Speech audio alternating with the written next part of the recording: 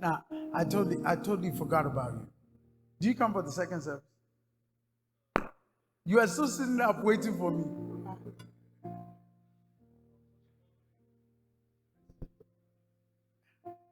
You know, the way my Sunday is, I told him after first service, I told him sit in the room, and I said, when I'm going down for second service, I'll come get you. And then I didn't even remember till I saw him here. I said, oh.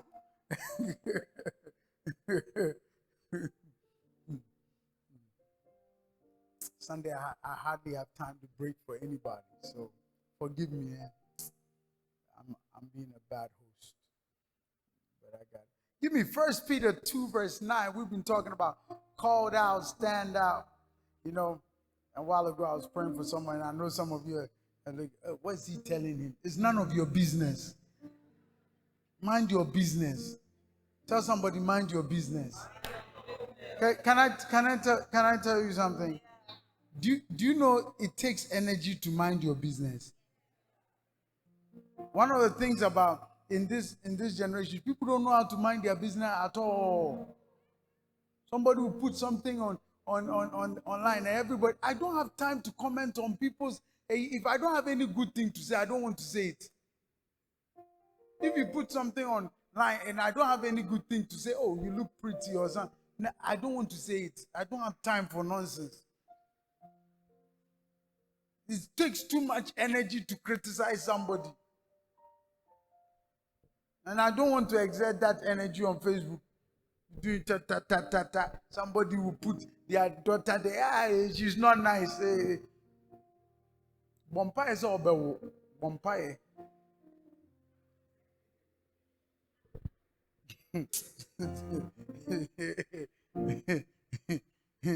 The other day, Beyonce put his daughter's picture. People insulted it. He looks like the father. He looks like her. Look at her big mouth. Look at this. People insult. And this person doesn't even have a child. Doesn't even have a child. They've taken out all her tubes. Because nobody with a proper child talks the way people. When you see some comments, you know these people don't have children. But if you have children, you talk like that. So it's important. Mind your business. Minding your business takes work. What your roommate is doing is none of your business. Unless it affects you directly, it's none of your business. Hello?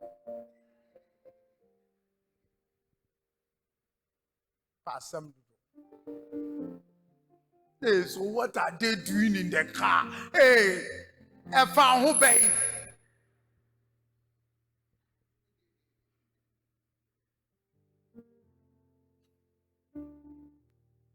There are people. Look, if your mother comes and asks, what's your name, madam? What's your name? Eva. He said, do you know Eva? What's your last name? Akumero. Okay. So do you know Eva Akumero? Hey, Eva. I know Eva Eva. I know her. Every day she passes here. She passes 5 times every day. And when she passes, she stops at this shawarma shop and she buys chicken shawarma every day. That's her favorite. And you don't know this person from Adam. The person has not even talked to you before, but he knows every rundown about you. One day somebody was come to visit me. He was looking for my house. He got to a junction. And then he said, I'm looking for a pastor. He lives in this area. It's called Pastor Joshua. And then the person said, that's CCC pastor. Yeah, he lives over there. His car is this one. He passes. Hey! Conconsa. Some seamstress over in my area. I said, that's why nobody sews anything at your place. Because you don't sew well. You are so busy looking at people's cars that the work that's why when you are cutting your patterns, then you cut some way. Because what you are supposed to do, you are not doing. It's concern. Unnecessary thing. Have you finished reading your books? Huh? You are looking at me. You are quiet because most of you, that's how you are. Have you finished reading your books?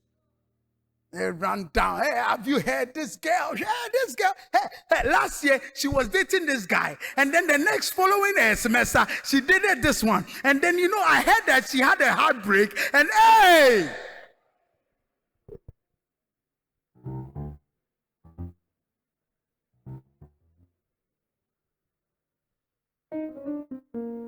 tell somebody, mind your business. But I want to share something very simple with you. Give me 1 Peter 2:9. It says, but you are, say, I am a chosen race, a royal priesthood, a holy nation, a people for his own possession, that you may bring the excellency of him who called me out of darkness and into the marvelous light. So if you're a Christian, and I don't want to go on Sundays, I don't want to go too much into theological details, but if you're a Christian, you've been called by God, isn't it? Hello? You have been called out of darkness into the marvelous light. And one of the calls that we need to deal with is the call to separation, and that's what I want to talk about. The call to separate. Every call from God is a call to separate. Call to separate from darkness into light. Call to separate from unholiness to holiness. A call to separate from unrighteousness to righteousness. A call to separate from mediocrity to excellence. A call to separate. There's always a call to separate. A call. There's a call. Princess, come. I know she doesn't like that, but I'm always worrying it. I'm always worrying. She doesn't like that, but I'm always worrying. Now this is a call. I've called her. But when I called her, she had to move out of her seat. And she's uncomfortable. I don't care. She's uncomfortable. Right now, her whole wish is that if pastor will leave me alone for me to go and take my seat. And the worst thing is, once she's called, have you seen, everybody's eyes is on her. But every call is a call to separate. And a call to separate is always uncomfortable. A call to separate is always what? Go sit there. A call to separate is always uncomfortable. If you want to date her, come and talk to me. Bring your CV.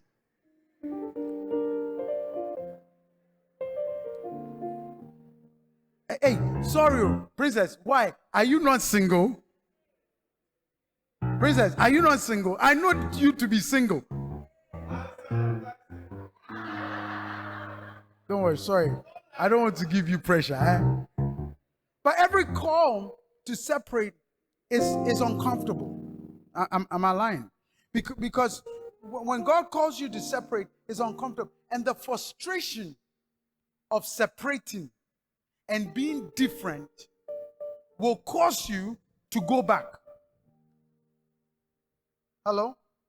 Say, I've been chosen. I've been separated. And I want to talk to you real quick, because this generation has a problem. They want to be different, but they don't want to be different.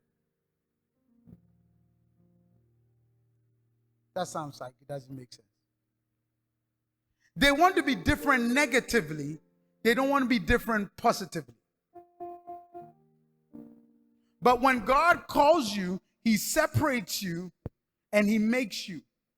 And I want to point out about 5 things that I believe everyone, before I even get deep into my sermon, I want to point out 5 things that everybody here needs to differentiate themselves from their friends. If you're a Christian, you need to separate yourself when it comes to that. Number 1, character.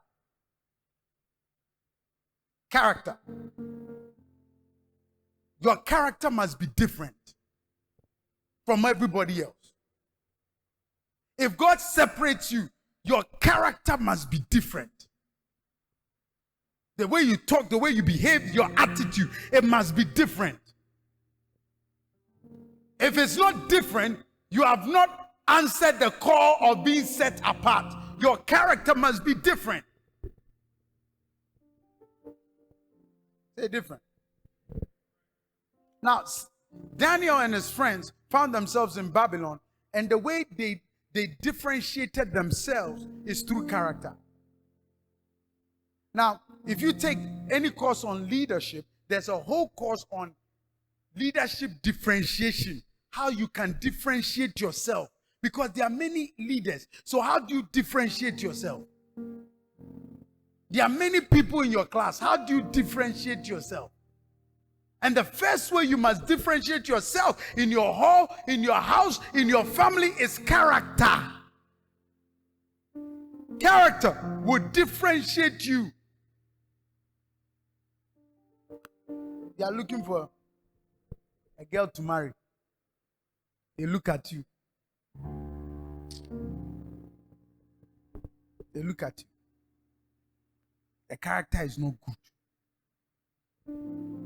You know, can I talk to you girls? Don't be talking like how everybody talks. Me here, me if you don't have money, I won't marry you. Why are you talking like that? You see, the sad thing, some people, they are not even like that. They are just saying it. I know girls, it's really not from their heart. They've heard people saying, so they say some. So why are you talking like that? Me pesco. Who's Kabe? When you see money, will you see? Huh? Will you see? And most people, when they say, I want money, I like money, all they are thinking about you. Do you know why the sugar daddies like you people? Because you laptop, iPhone. It's finished. But if a girl has finished school and she's working, she's not asking laptop, phone. She wants house. She wants car.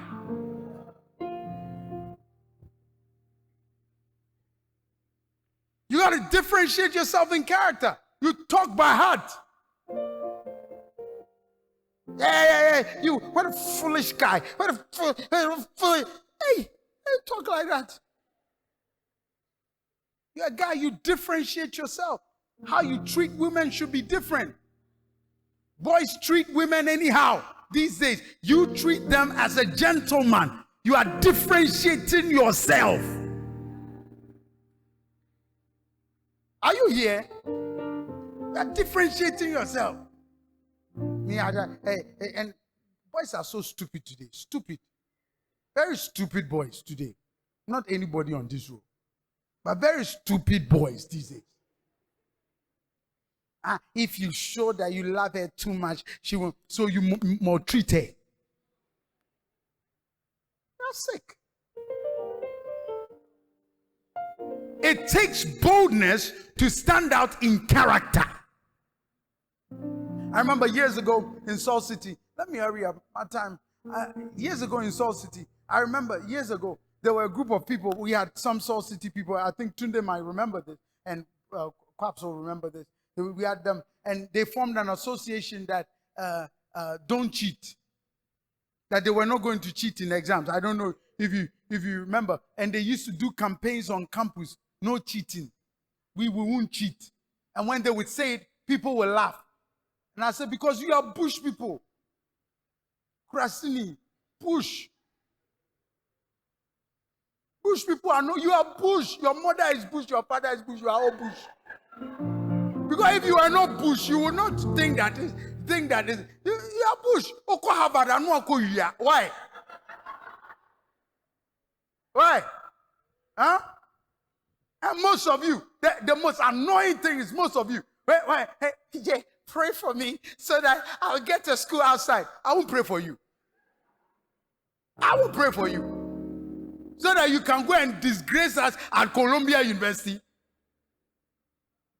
Ghanaian cheat in exams and fail. 5 Ghanaians cheat in their exam and fail. Listen, These are how you stand out in character. Me, I won't cheat. I'll study. I won't cheat. I'm going to sit in class. I won't cheat. If I fail, I fail. But I won't cheat.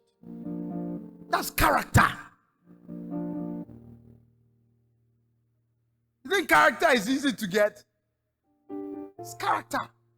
Everybody's stealing because you are already cheating. And you are blaming the politician of stealing money. You are the same. Because you look, every sin is in portions. It's in portions. The portion you can carry. Like if you go to a buffet, your stomach will determine what food you carry from the buffet. Hello? No be so? No be so? Yes. So every corruption is in portions. This is the portion you can carry at this time. That's your appetite that you can carry. You will steal all Ghana's money with no remorse. Tell somebody character. You've got to stand out in character every way you can. Everybody's chopping their girlfriend in the room. You ought to stand out in character.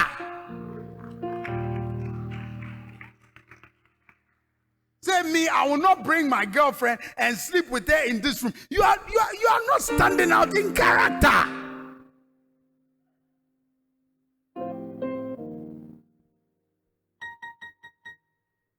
Smooch, don't chop. Hey, you can look somewhere. I'm looking at you. You can look somewhere. Stand out in character. Hello? And the people tell you all sort of things. All sort of things. People say all sort of things. Yeah, but if you don't try it, how will you know it works?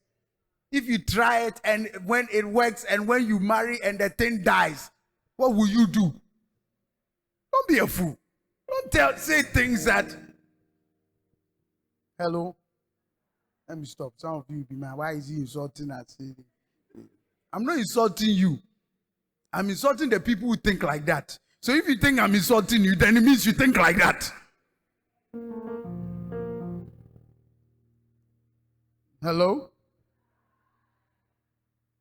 Now quiet. There's something in character, and it's sad that sometimes the people that do have character, you know what we do? We laugh at them. But at a point in time, we will need an honest man to be finance minister. Hello? Are you here? At a point in time, in our Ghana or in our Africa, we will need an honest woman, honest man to count our money. It has to be you. So the guy you are laughing at, that is sticking to character, he's differentiating himself, setting himself apart. Are you here? Say, God help me to set my life apart. Watch this. Let me give you real quick.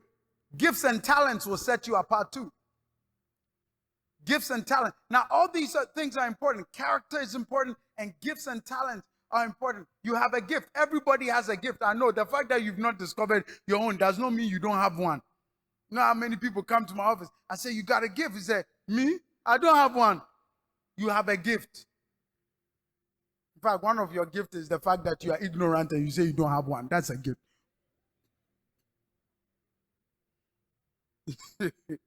I'm joking. But you have a gift. And you must stand out. Your gifts and talents help you to stand out. This is what God gives you. And I'm not going to go too deep into that because this is a gift given by God. It's a natural talent. It's a natural thing. There are some people, they have the talent. They're a freak of a nature. Of nature. They're freaks. There's only one LeBron James. It's a freak. It's only one Shaquille O'Neal.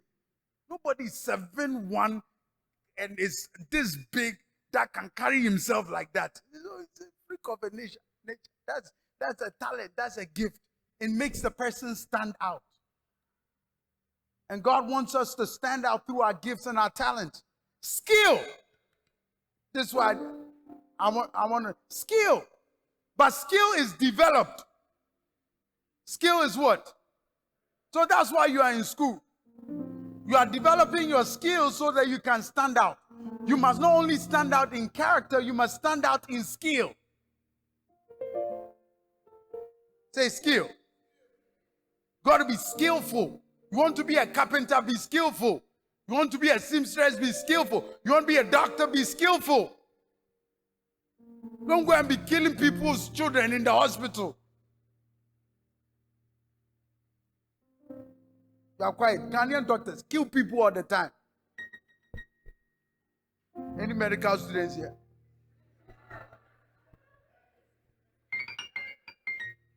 Kill people all the time.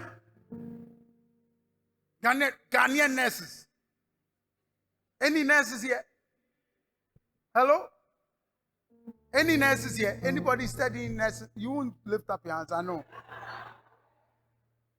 Because all you are thinking about being a nurse is that, hey, they say, hey, I'll go to London and be an, hey, look, hey, in America, hey, nurses, they pay them pow, they pay them. So, I'm going to be a nurse and go to America and make money. Instead of focusing and developing your skill. No problem if you want to make money, but develop your skill. Let your skill do the talking for you. Let your skills bring you out, stand out through your skill. Develop your skill. Daniel and his friends did not just stand out because they had character. They stood out because they had skill. They developed their skill. They said none of them was found more skillful, more talented, more gifted than these guys. They developed their skill. And the way you develop your skills is not developed from Hera Baba Baba. Hera Baba Baba is good, but it doesn't develop skill. Hello? Susukosu brasakusuta iprantelebete is good, but it doesn't develop skill. Skill is developed from effort and time that you put in that thing. The effort and the time. 4. Be set apart through your wisdom. Wisdom. Wisdom sets you apart. Are you here? Can I talk to you? You want to be wise? Read a chapter of Proverbs every day. Every day. Every day. So by the end of the month, you would have read the whole Proverbs. Do it for a year and see that you stop talking foolishness. You start talking wisdom. Now, I'm telling you, I remember I was talking to one girl. She would come to my office. She would sit down. She would say plenty things. And I realized, not dreams. And somehow, PJ. Sit down, don't worry. Say PJ. So that guy, if he proposed to me, what should I do?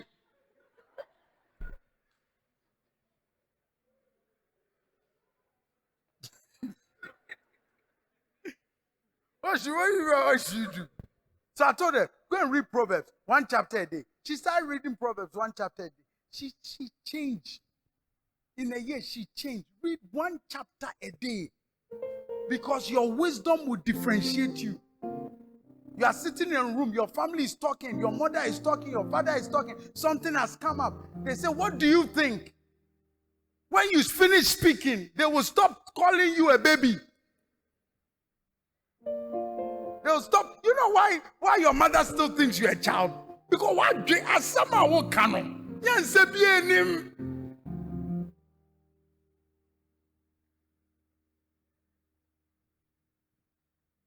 I was talking to a guy. They went for a family meeting. One of my sons, he's quite young, and big men are in his family. They were asking, what should we do? This. What should we do? And then he said, I think you should. He picked up. I was having some conversation. He was there. So I said, what should we do? He said, oh, you should do this and this and this and this. Oh, Emma, these days I think you are grown. You are very matured now. Oh, wow. Because your wisdom will set you apart. There are places when they send you, that's not where you go and talk your school nonsense. There are some of you, that's not where you go and talk your school nonsense. They send you a place. You are an intern at a place. They send you. What do you think in school? Why we they? Don't employ this idiot. It's not hey baba or hey yo. It's not God that didn't favor you or God. What say? And I'm not talking about learning wisdom, but one of the ways you learn wisdom is move with people who are older than you. Because there's no nyansa among your colleagues.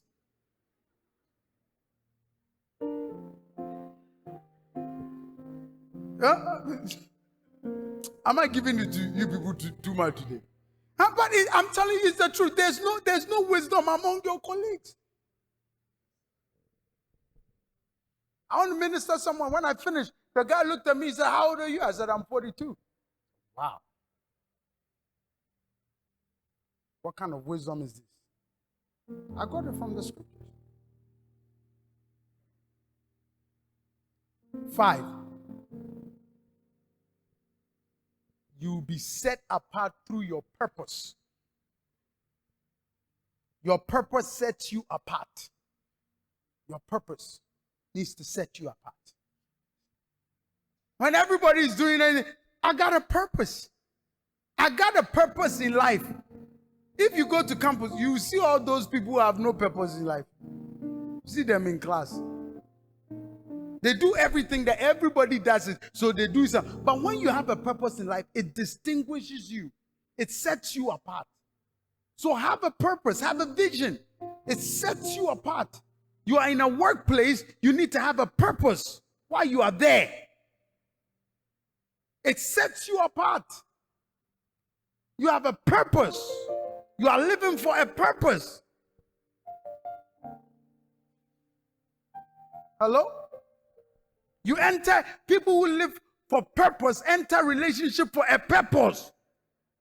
Not because it's the coolest thing on campus. Not because everyone is going out. So take yourself out. You live life on purpose, it separates you. So let me show you a little thing, and real quick, and I'll close. One of the people who had a very big problem with being set apart was Samson. Samson had the problem that many of the people in this generation have. Samson, when he was born, was set apart. He was supposed to be different from everybody else. He had natural gifts, natural talent. That natural gift and natural talent set him apart. He was stronger than everybody. His hair was longer than everybody. It set him apart. But he had no character. And even with his strength, he never developed his skill. David developed skills whilst he was always there, swinging his swing, swinging his sling, learning how to actually kill animals. He was practicing. He was developing his skills. But Samson never did that. Because Samson cared more about being with the crowd than being different. So all his life, God had called him to be different. God had called him to be separate. But he never responded to that call because he wanted to be the coolest guy in his generation. And God told him, don't drink wine. And among the Philistines, that's not cool. Don't touch dead things. That's not cool. It's not cool, but it makes you different.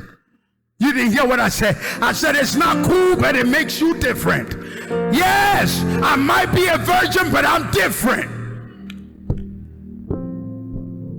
I might not cheat with everybody, but I am being different. I might not be cool, but I am different because I have a purpose upon my life. I want to be different. I went somewhere. I was talking to, they came, they said I should advise them marriage issues and stuff. And I began to tell them, you can be, the marriage can work. Pastor, why are you saying that? I said, what do you want me to say? You want me to say the marriage will not work?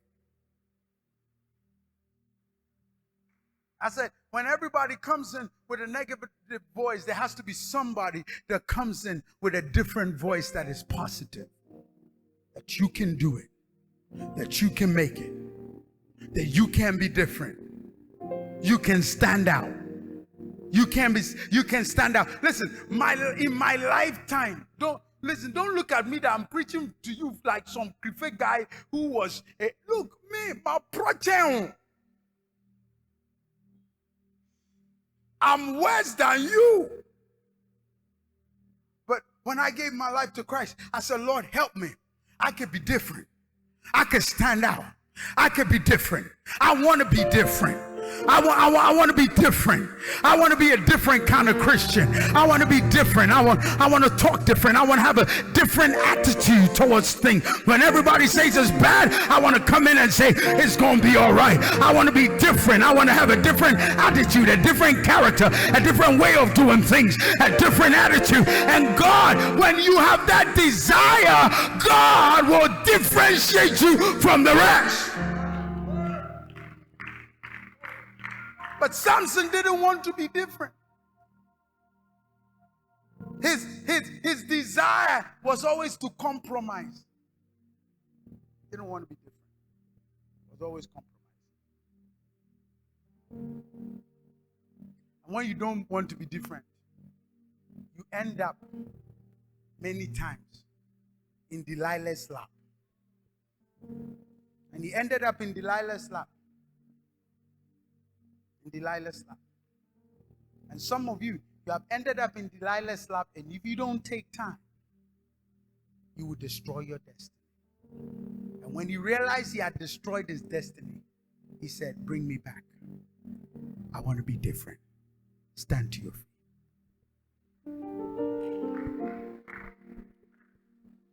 Stand to your feet. Come on, open your mouth and talk to God.